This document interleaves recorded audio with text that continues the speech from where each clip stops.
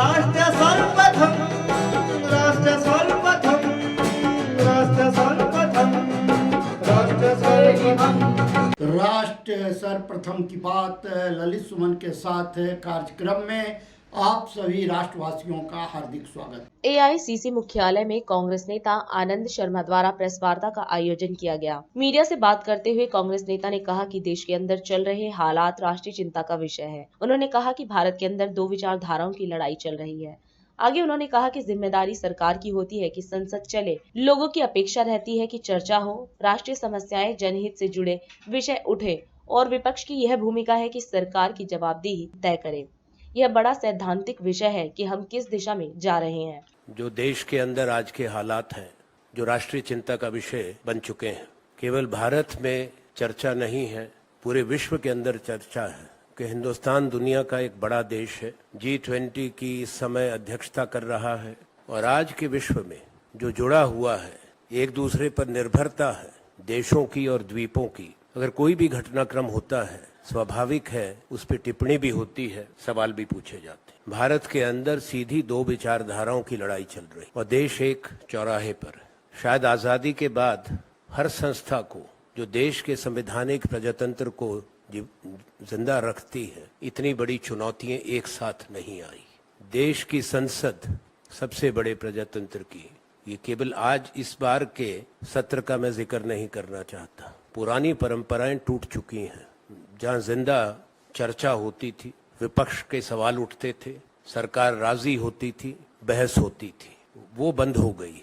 टकराव का सीधा, मैं दोष की बात नहीं करता, जिम्मेवारी मौजूदा सरकार की है, सत्ताधारी दल की है। जिम्मेवारी सरकार की होती है कि देश की संसद चले, लोगों की अपेक्षा रहती है चर्चा हो, राष्ट्रीय समस्याएं, जनहित से जुड़े विषय उठें और विपक्ष की एक भूमिका रहती है कि सरकार की जवाबदेही तय करे। वही एक मंच होता है। अगर सरकार सदन में बाधा डाले और सदन ना चले, एक सत्र नहीं कई सत्रों में अब किसी भी विषय पे चर्चा की मांग, उसको नकारा जाता है। समय आ गया, ये अंतराल की बात नहीं है कि फिर अगला सत्र आएगा उसमें क्या होगा। एक बड़ा सैद्धांतिक विषय है ये कि हम किस दिशा में जा रहे हैं।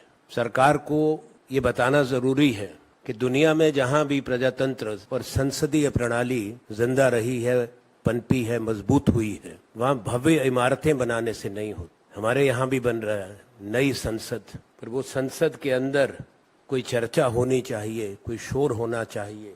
केवल इमारत से प्रजातंत्र की गरिमा नहीं बढ़ती। क्या लोग सिर्फ इमारत देखना चाहते हैं या संसद में क्या होता है उसको देखना चाहते हैं? मुझे कहने में कोई संकोच नहीं है, जहां हमको इस बात का गर्व है कि दुनिया का सबसे बड़ा प्रजातंत्र बनाया गया आजादी के बाद, पर उस प्रजातंत्र में सही माने में स्वच्छंद रूप से बात कहने की जो जगह थी वो सिमटती जा रही है। दूसरा विषय है जो मैंने बताया आपसे, चिंता का, देश की अर्थव्यवस्था। कोई चर्चा नहीं करता। क्या कभी सोचा है कि देश में बेकारी की क्या हालात है? 20 और 24 साल की उम्र के बीच के लोगों में, नौजवानों में 42% बेरोजगारी है। ये गंभीर चुनौती है, इस पे कोई चर्चा नहीं होनी चाहिए?